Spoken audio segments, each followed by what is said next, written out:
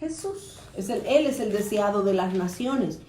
Y llenaré de gloria, cuando el Señor Jesús venga, dice que va a llenar de gloria esta casa. Ha dicho Jehová de los ejércitos, versículo 9, la gloria postrera de esta casa será mayor que la primera, ha dicho Jehová de los ejércitos, y daré paz en este lugar, dice Jehová de los ejércitos.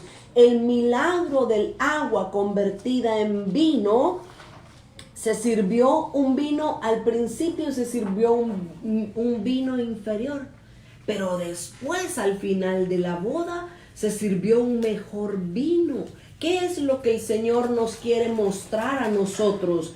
Que la gloria de Dios va a ser más fuerte en nuestros días. Y aquí es cuando entendemos, por medio de la Escritura, entendemos que el avivamiento que está por venir va a ser mayor, el avivamiento de lo que fue en el día de Pentecostés.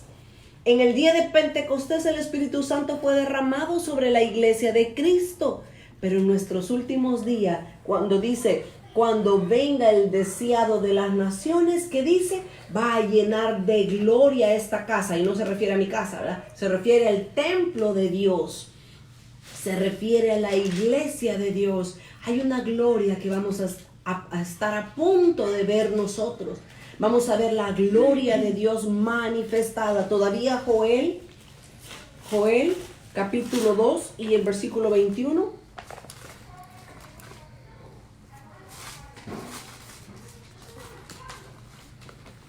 Joel 2:21, ¿qué dice?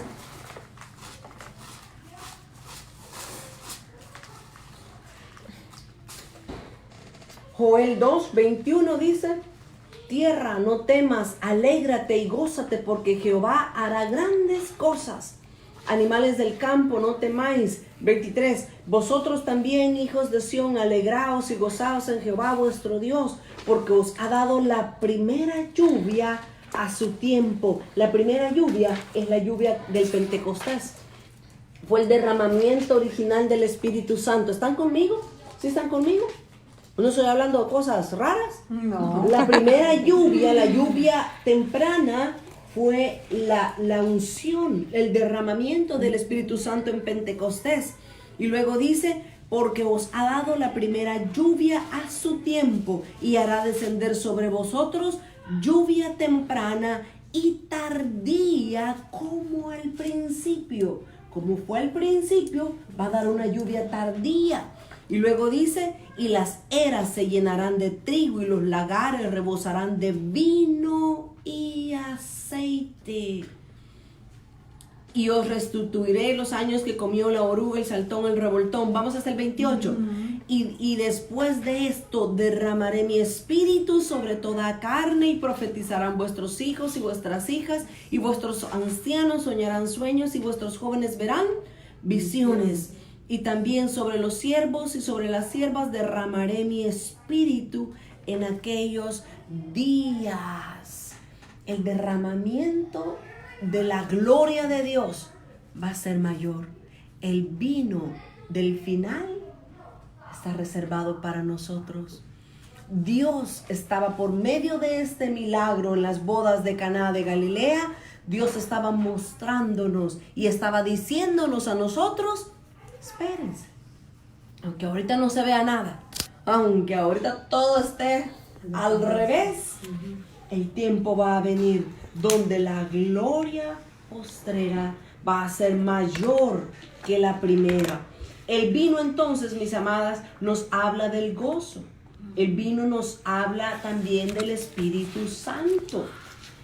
En los últimos días Dios va a ungir a su iglesia. No estoy hablando de una iglesia en particular. Estoy hablando a la iglesia de Cristo a nivel mundial.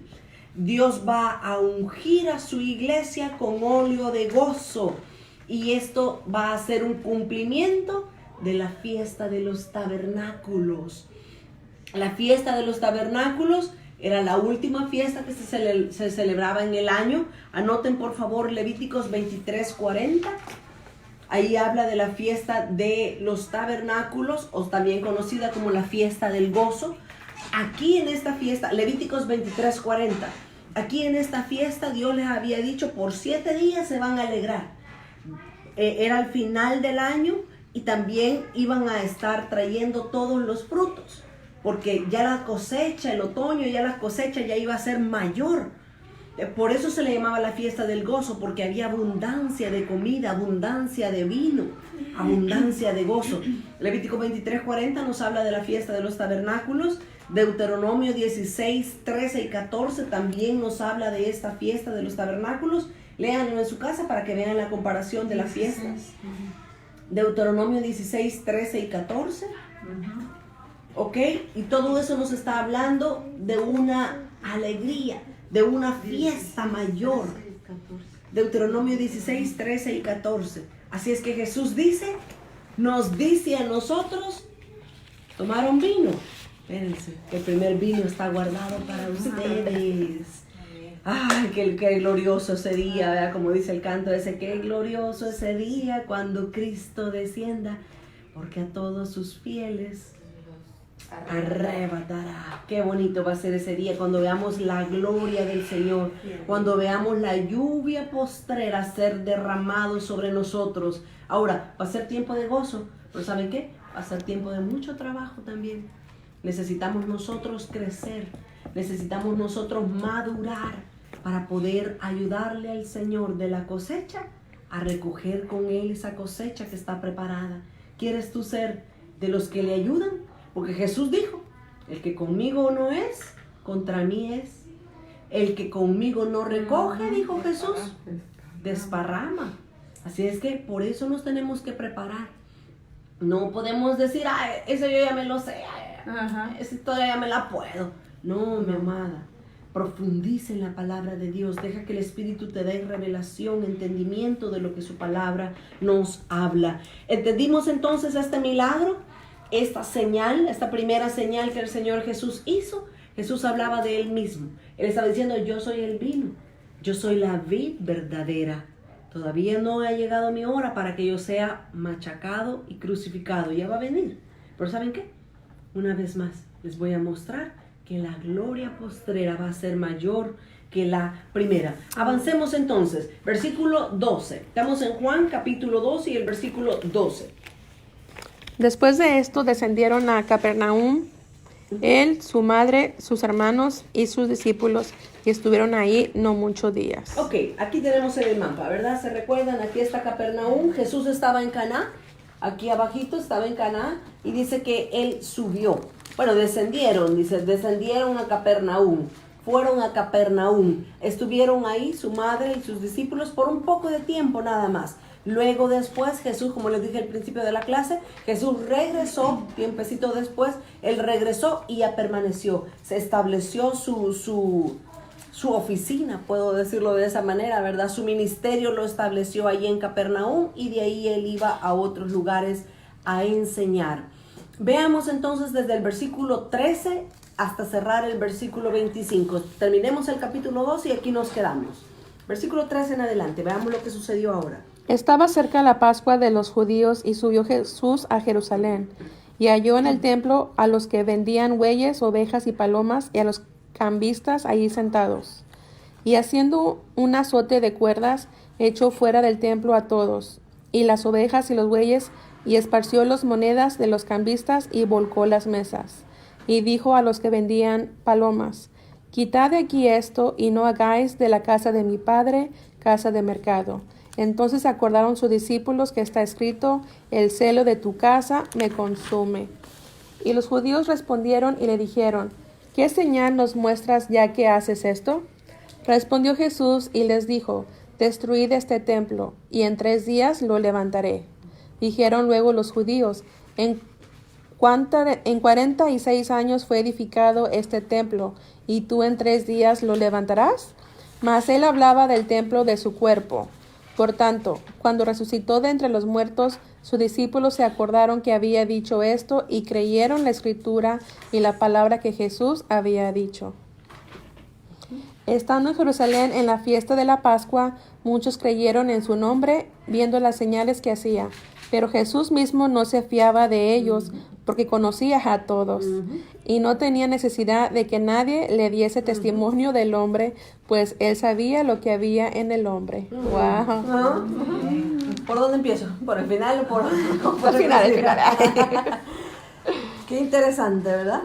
Vamos a complacer a Yanecito. Voy a empezar por el final. ¿Qué dice versículo 24 y 25? Pero Jesús no se fiaba de ellos. Miren qué interesante, qué importante. A Jesús no le interesaba la alabanza de la gente. Jesús tenía su corazón y su mente puesto en el lugar correcto. Jesús no quería que nadie lo alabaran porque Él quería agradar a una sola persona. Y ese es el Padre que está en los cielos. Que lo alabaran, que le dijeran. Y miren, esta es una muy buena clave para que la gente no nos defraude. Miren, si la gente nos aplaude, ay, qué bonito, me están aplaudiendo, todos me quieren. Pero de repente la gente se va y comienza, Ednita, fíjate que mi hermana Susana hizo esto y esto y esto. Ay, qué duro, qué fuerte, porque Ednita habló de mí. No, es que yo no tengo que esperar nada, ni bueno ni malo de Ednita. Yo sé que la recompensa la voy a tener de Dios, de arriba. Miren lo que dice Mateo capítulo 6, que era lo que yo les decía hace un momento. Mateo capítulo 6, versículo 1. Dice Mateo 6, guardaos, dice Jesús, de hacer vuestra justicia delante de ¿quiénes? De los hombres. De los hombres. Cuidado, dice Jesús, guárdense de hacer su propia justicia. 6.1. 6.1 hasta el 5. Cuidado de hacer vuestra justicia delante de los hombres para ser visto de ellos. De otra manera, no tendréis recompensa. Oiga, por favor, entendamos estos versículos. De otra manera, dice, no tendréis recompensa de vuestro Padre que está en los cielos. Two choices. 2 elecciones. ¿Qué quieres? ¿Alabanza de los hombres? ¿Honra de los hombres? ¿O quieres la alabanza de parte de Dios? Muchos piden la alabanza de los hombres. Y Jesús es tan bueno, Dios es tan bueno, que se las da. Versículo 2. Cuando pues des limosna, no hagas tocar trompeta delante de ti, como hacen los hipócritas en las sinagogas y en las calles, para ser alabados en las calles. Y luego dice, para ser alabados por los hombres. Oiga lo que dice Jesús. De cierto os digo que ya tienen su recompensa. Jesús es tan bueno que dice, ¿quieren alabanza de los hombres? Está bien, ténganla. Ahí está. ¿Quieren que los hombres los aplaudan? Ok. Y ahí está. Llenan estadios, hacen señales, hacen milagros, andan en jet, viven en grandes casas, tienen muchos ceros en sus cuentas. Y Jesús, está bien. Y uno, de repente, pero Jesús, y ellos, solo veo a Jesús diciéndote, espérate, ellos pidieron eso y ahí lo tienen. Espérate, ahí déjalos. ¿A ti qué? Si tú me tienes a mí, si tú vas a tener tu recompensa en los cielos, ahí deja que ellos tengan su recompensa aquí en la tierra. ¿Dónde quieres tu recompensa? Luego pone Jesús otro ejemplo, por si no lo entendieron. Dice Jesús, versículo... Bueno, vamos hasta el versículo 5. Y cuando ores, el segundo ejemplo, y cuando ores, no seas como los hipócritas, porque ellos aman orar en pie. Ahí están. Dice, ahí están, ¿verdad? Alabaré. Pero viene la cámara y alabaré. Aman orar en público. No sean como los hipócritas, porque ellos aman el orar en pie en las sinagogas y en las esquinas de las calles. ¿Para qué? Para ser vistos de los hombres. Y una vez más Jesús dice, Ujú. Ya tienen su recompensa. Dios es tan bueno que te va a dar lo que tú le pides. Si tú le comienzas a pedir y dame más, Dios en su amor y su misericordia te lo va a dar, te los va a dar. Pero probablemente que una de esas bendiciones te va a perder, te va a descalificar del propósito de Dios. Mis amados, no te equivoques. No creas que porque Dios te bendice, estás en la perfecta voluntad de Dios. Muchas veces Dios bendice a las personas porque si no, se van a ir enojados y van a decir, pues ya no te sirvo, Dios, pues ya no te quiero, Dios, porque no me das lo que te pedí. Ten cuidado de que no seas como esos. Tienes que amar a Dios por lo que Él es, no por lo que Él te da. ¿Ok? Si no dice el versículo 6, mas tú, cuando ores, entra en tu aposento y cerrada la puerta, ora a tu Padre que está en secreto, y tu Padre que oye, que ve en lo secreto, te recompensará en público. Janesita dijo que quería que empezáramos por el final. Así es que el Señor Jesús no se fiaba de ninguno de ellos. Porque Jesús no quería su alabanza de parte de los hombres. Jesús tenía su fe y su confianza puesta en Dios. Pero veamos ahora, no me quiero demorar mucho en esto. Los versículos 13 en adelante nos narra acerca de la primera limpieza que el Señor Jesús hizo. Acuérdense que aquí Jesús acaba de empezar su ministerio. ¿Estamos de acuerdo todos? ¿Estamos bien? Estamos en el capítulo 2, Jesús hizo su primer milagro. Ahora todavía estamos en el capítulo 2 y lo siguiente que el Señor Jesús hace con sus discípulos dice que fue a limpiar el templo, el versículo 14. Estoy en Juan 1:14. Pero déjenme, me salté algo importante en el versículo 13. Juan 2:13 dice que estaba cerca la Pascua de los judíos y subió Jesús a Jerusalén. Ahora, en el Evangelio de Juan hay 4 Pascuas. Claramente nosotros vamos a ver que se menciona primera Pascua. No lo dice primera, ¿verdad? Pero vemos estaba la Pascua, la Pascua, la Pascua, la Pascua. 4 diferentes veces. Les voy a dar las citas para que las tengan ahí en sus libros. La primera Pascua que Jesús experimentó, y léanla en su casa para que ustedes comprueben que estamos hablando lo correcto. Primera Pascua es precisamente Juan 2:13. Y ahí dice, y estaba cerca la Pascua de los judíos. Esa es la primera Pascua que Jesús vivió o experimentó en su ministerio. Juan 2:13. La segunda Pascua en Juan 5 y el verso 1. Juan 5:1, ahí habla, se los voy a leer, porque dice, después de estas cosas había una fiesta, había una fiesta de los judíos, dice. Y subió a Jerusalén, Jesús a Jerusalén. Ahí no dice específicamente que era la fiesta de la Pascua, pero sí era la fiesta de la Pascua, porque dice que Jesús subió a Jerusalén y ellos la fiesta que celebraban era la de la Pascua. Así es que sí, esa es la segunda Pascua. La tercera Pascua está en el capítulo 6 y en el versículo 4. Es la tercera Pascua que Jesús celebró o experimentó. Juan 6:4, y la cuarta Pascua está en el capítulo 13 y en el verso 1. Juan 13:1. Ahí están las 4 Pascuas que Jesús celebró en su ministerio. En esta cuarta Pascua, la de Juan 13, es cuando a Jesús lo agarran preso y luego lo matan. Él murió en la cuarta Pascua y tenía que ser en la Pascua.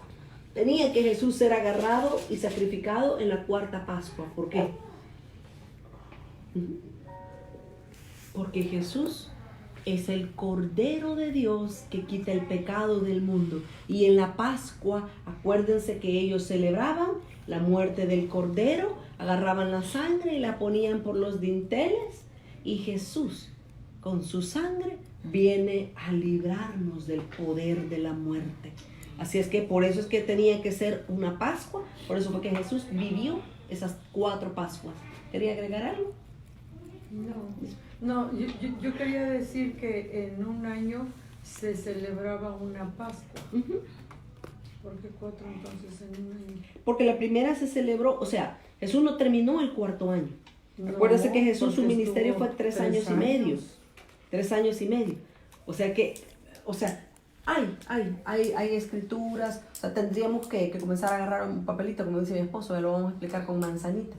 Agarrar un papel y comenzar a decir, esta Pascua, la primera Pascua, esta de la que estamos hablando ahorita, se celebró en el primer año del ministerio de Jesús, se celebró aproximadamente en el año 27, después de Cristo.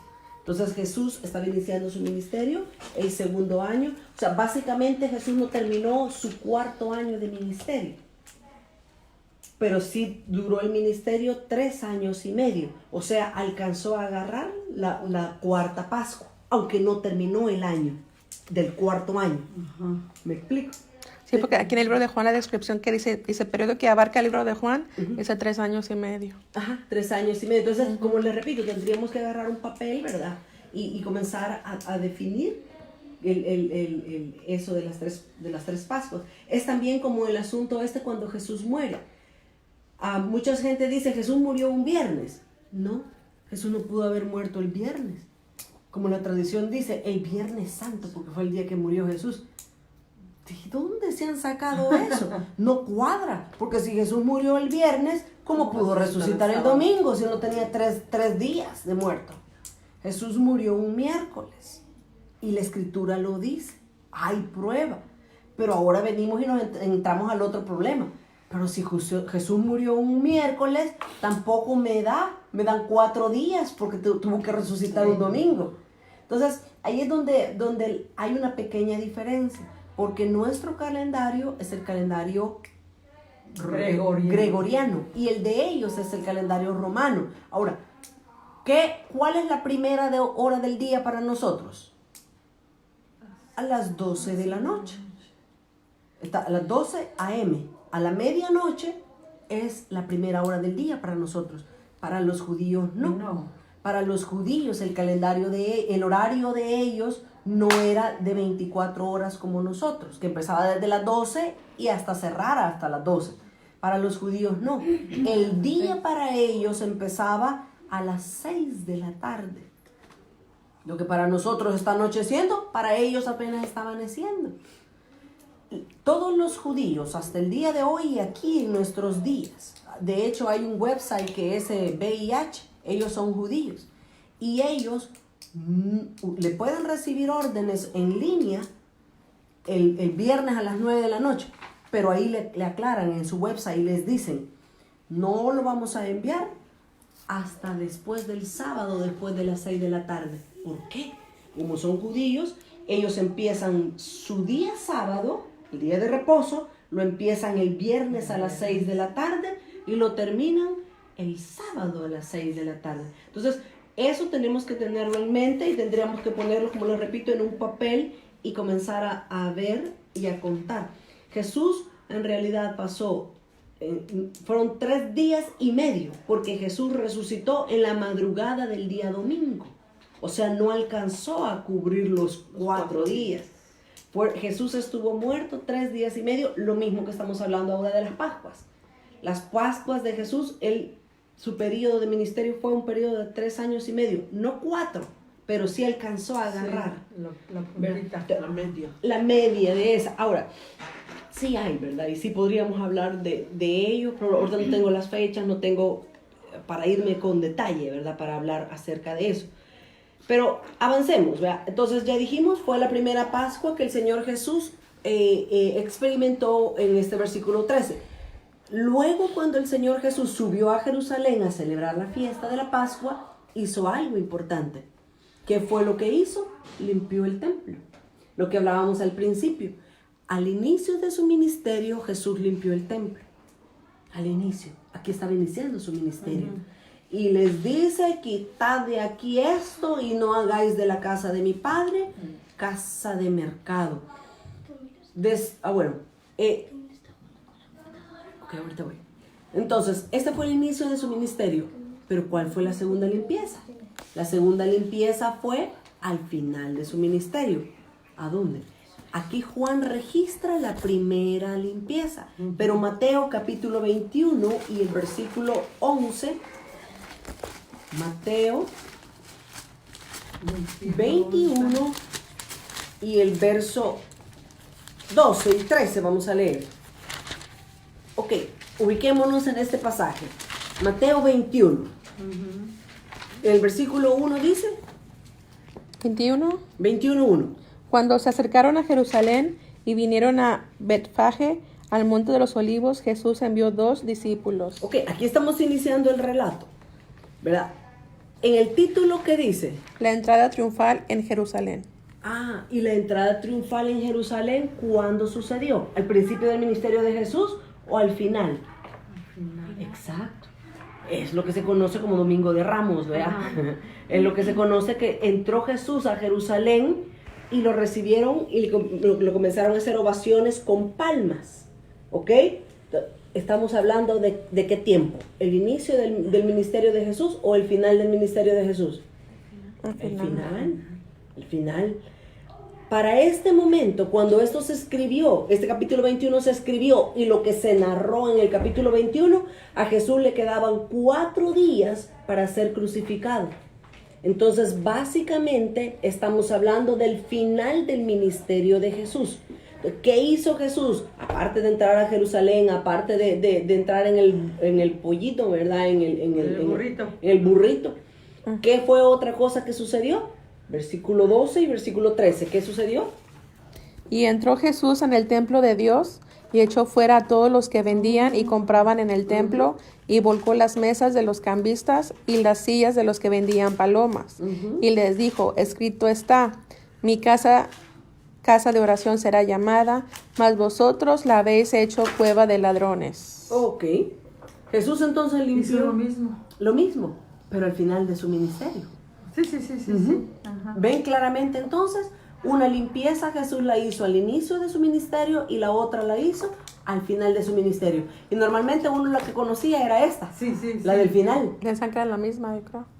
Ojo, pensaban que era la misma. O pensaban que solo una limpieza era, pero no. Allá Juan nos dice que al inicio de su ministerio, en la primera Pascua de Jesús. ¿Sí? Así es. Ajá. Porque cuando yo lo leo, yo ya me acuerdo que eso ya lo leí. O sea, como que es lo mismo. Es lo mismo, pero no. No ajá. lo relaciono. Y no ubica las fechas. Ajá. Sí, no se ubican las fechas. Pero por eso estamos estudiando, ¿verdad? Por eso estamos aprendiendo con la ayuda del Señor. Ahora, ¿qué estaba sucediendo en el templo? Ellos estaban haciendo mercadeos, haciendo business. Ahora, lo que sucedía era esto, que en el templo, para cuando la gente llegaba al templo, ellos querían dar ofrenda. Entonces, los sacerdotes habían ingeniado algo. Ellos habían dicho, quien quiera dar ofrenda en el templo, tiene que ser la moneda del templo. Y la moneda que se usaba en el templo era el siclo. ¿Se acuerdan? Un siclo de plata. Esa era la moneda que se aceptaba en el templo. Si alguien venía de otros países y querían ofrendar, no podían, porque no les aceptaban el dinero. Entonces lo que ellos hicieron fue, vamos a hacer tasas de cambio. Y por supuesto que ponían un interés sumamente elevado, lo que hay ahora en día, lo que se conoce ahora en día. En México hay pesos mexicanos. En otros países hay otro tipo de moneda, que si quieren dólar, pues le hacen el cambio. Tú me das tus dólares y yo te doy la moneda, o tú me das tu moneda y yo te doy el dólar. Lo mismo habían hecho en el templo. Ahora, Jesús vio, Dios está viendo cómo está la iglesia ahora en día. Necesita la iglesia una limpieza. La iglesia de Dios necesita esta segunda depuración. Ahora déjenme decirle, Jesús ya limpió la primera vez el templo, su templo, no el templo literal, el de Jerusalén. No, Dios ya limpió su iglesia. ¿Se recuerdan ustedes en Hechos capítulo 5? Hechos capítulo 5, ¿se recuerdan que habían miles y miles de convertidos y que viene Pedro y llega Ananías y Zafira delante de él? ¿Y qué le dice Pedro a Ananías, que fue el primero que llegó? Le dice, ¿por qué llenó Satanás tu corazón? Le dice, porque habéis robado al Espíritu, no a los hombres. Y dice el versículo 5, Hechos 5:5, al oír Ananías estas palabras, cayó y expiró. Y vino un gran temor sobre todos los que lo oyeron. Y miren el versículo 11. Y dice, después llegó la mujer, llegó la Zafira, ¿verdad? Y le dijo la misma mentira. ¿Y qué dice el versículo 11? Y vino gran temor sobre toda la iglesia. ¿Quién quería mentir? Después de lo que le pasó a Ananías y Zafira, ¿quién quería mentirle? ¿Pedro o el Señor? Nadie. ¿Qué estaba haciendo el Señor? Limpiando. La primera limpieza de Jesús. Ahí Dios estaba limpiando su iglesia. Y dice, y sobre todos los que oyeron estas cosas hubo gran temor, ¿verdad? Pero ahora, ¿qué es lo que está sucediendo hoy en día en la iglesia? Uy, un montón de gente caería muerta. Ay, exacto. ¿Cuántos caerían muertos si el Señor Jesús hace su segunda limpieza? Pero ¿sabe qué?